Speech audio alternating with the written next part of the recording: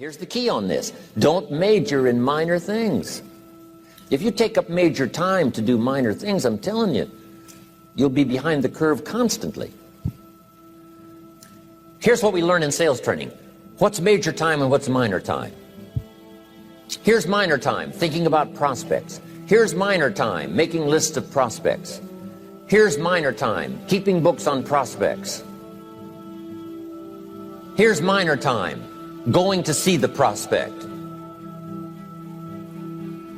Here's minor time, evaluating the prospect after you've been there. That's all minor time. Here's major time, in the presence of the prospect. That's major time.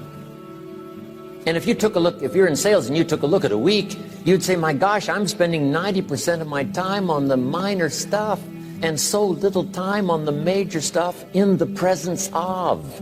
How many hours in the presence of in my day? How many hours in the presence of during my sales week? Because the time that really counts is in the presence of the prospect. Majors and minors. Here's another key time management essential. Don't mistake movement for achievement. It's easy to get faked out by being busy. Guy comes home at night all exhausted, falls in the chair and says, oh, I've been going. Here's the big question. Doing what? It's not the going. Some people are going, and they're doing figure eights. Their progress is small. So don't mistake movement for achievement. Here's another one in sales we learned. Don't mistake courtesy for consent. If somebody's pleasant and they nod, you say, oh, they're going to buy. No, they're courteous. You can't mistake courtesy for consent.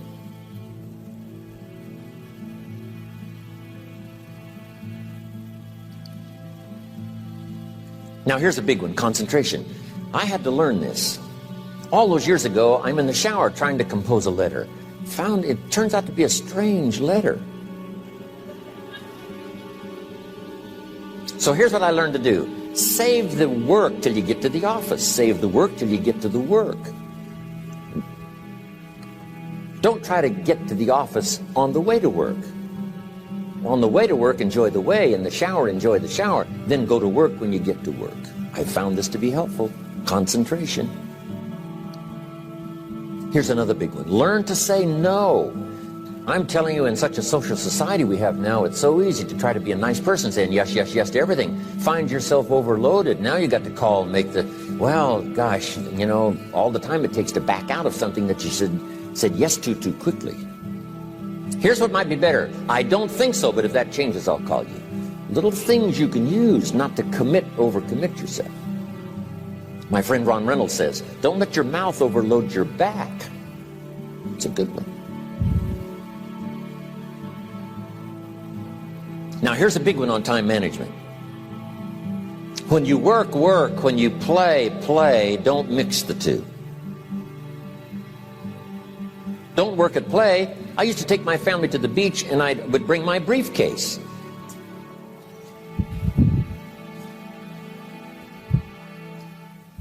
I learned not to do that.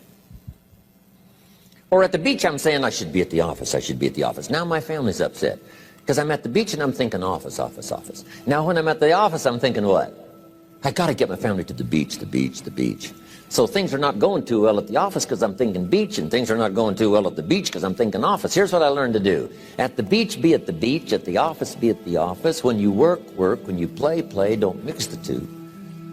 Don't work at play. Now here's one of the most important ones. Don't play at work. Work is too serious. You don't want the reputation of being the office joker.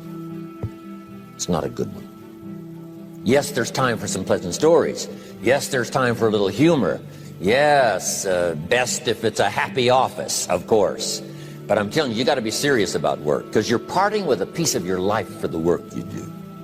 Your work costs you a piece of your life. Here's what it's called. Serious business. Not grim, not unhappy, but serious.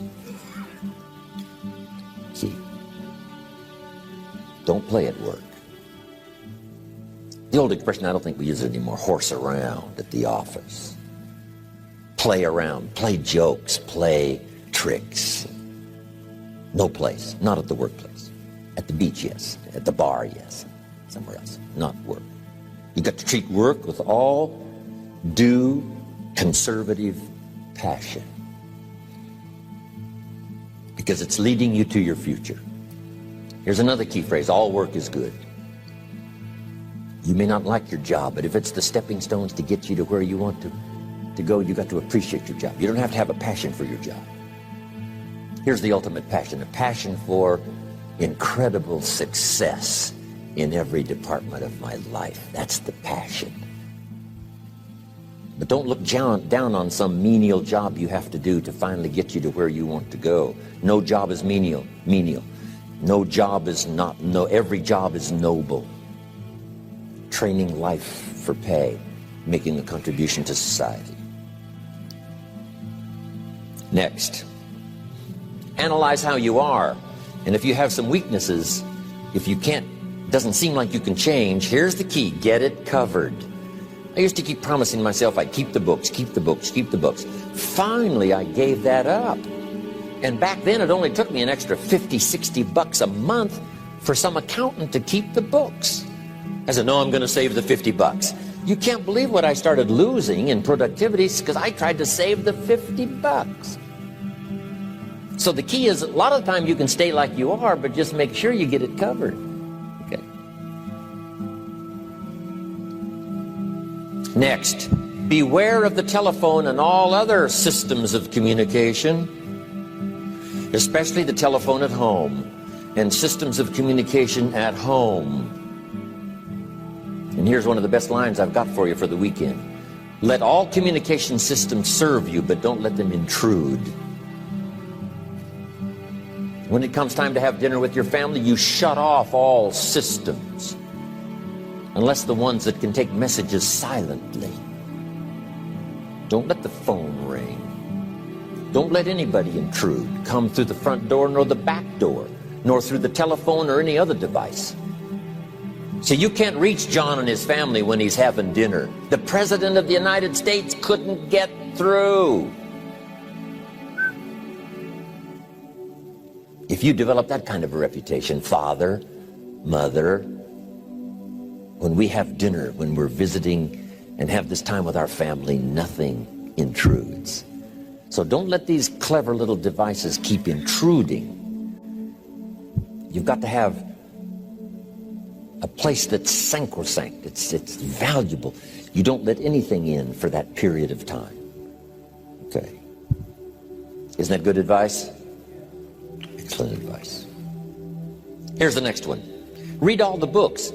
You know, I've only got a few notes here on time management, but if you've got some particular challenges, you run a big organization, a big corporation, you've got some challenges, there's plenty of books.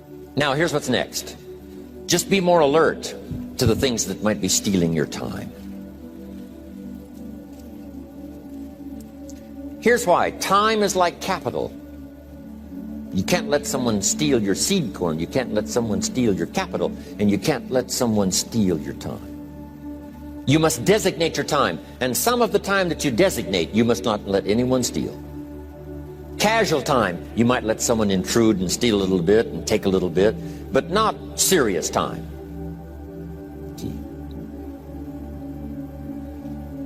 Next, one of the great time management savers is to learn to ask questions up front. Sometimes you talk to somebody for an hour, and then you ask questions and find out if you would have asked those questions up front, you could have saved yourself an hour.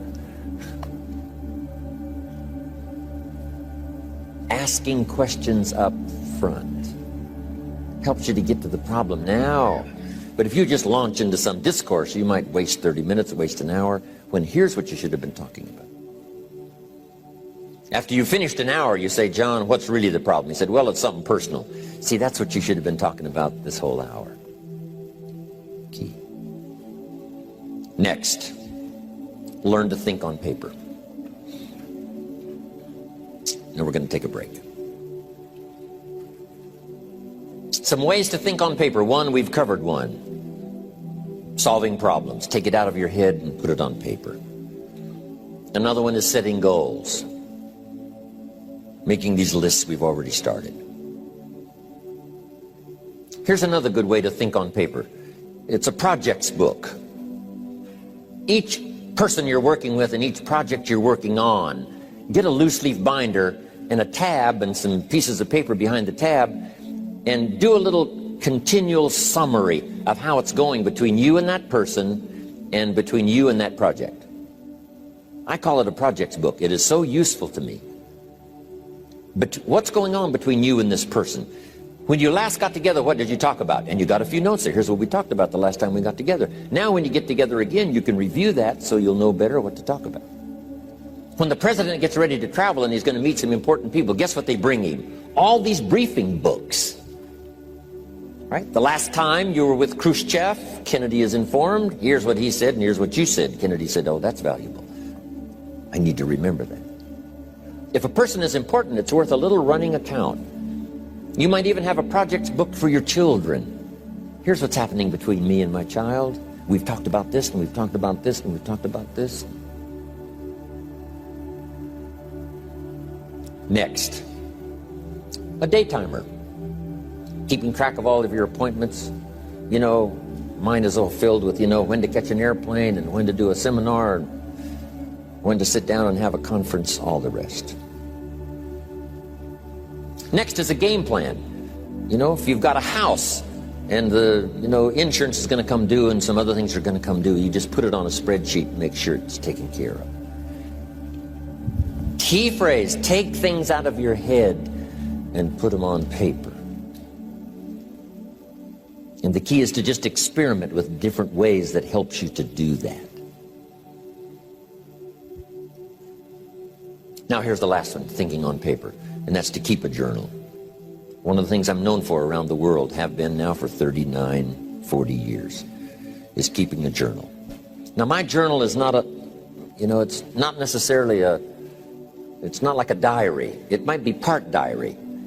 I'm flying over Ireland and I write down a few little things that impress me. Today I met this person. Wow, what an extraordinary event. Today I conducted this seminar in Rome. 1,000 people stood up and sang for me. I've got a little bit of a diary in there. But here's what primarily your journal is for. Collecting good ideas. A journal is to collect good ideas on your health, good ideas for your business, good ideas for your future, good ideas for time management. Because I used to take notes on pieces of paper and torn off corners and backs of old envelopes and restaurant placemats. And I threw all this stuff in a drawer. It did not serve me well. I finally learned to get a bound copy, right? And just keep a journal, right? If I was here, I had my journal, I'd be taking notes, right? These 2 days in my journal. Now, if you're caught without your journal, you just take the notes. When you get back home, you put those notes in your journal, throw the paper away. Because we don't usually go through paper to review. But see, my journals now make up a significant part of my own library. My journal's all reserved privately for my children and my grandchildren. Can you imagine what I've collected over the years? It's unbelievable. There are 3 treasures to leave behind. I think you've already got those notes, right? Here they are. Number 1, your pictures. Don't leave the event unrecorded. It takes only a fraction of a second to say, here's who I was with. When I travel the world, right? We take all these pictures, and here's one of the gifts. People send me the pictures they took of me and them. It's part of the treasures I have on the farm. Incredible.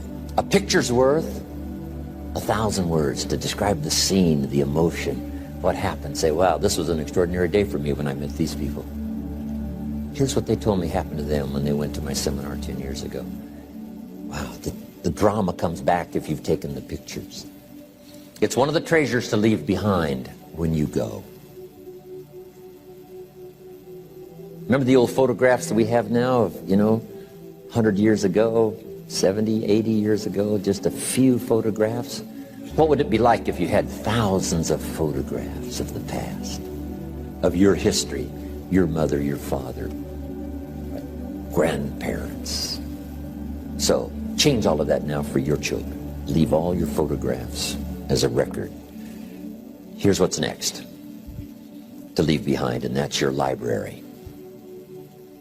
The books that changed your life, the books that changed your health, the books that rescued you from oblivion, the books that you passed on to other people, they were so exciting for you, the books that made you financially independent, the books that developed your leadership, the books that gave you wisdom to ponder when things were tough, the books that got you through the winter, the books that helped you to plant in the spring and harvest in the fall. What a treasure to leave behind. If you do that, here's what's for sure. Your books will be more valuable than your furniture.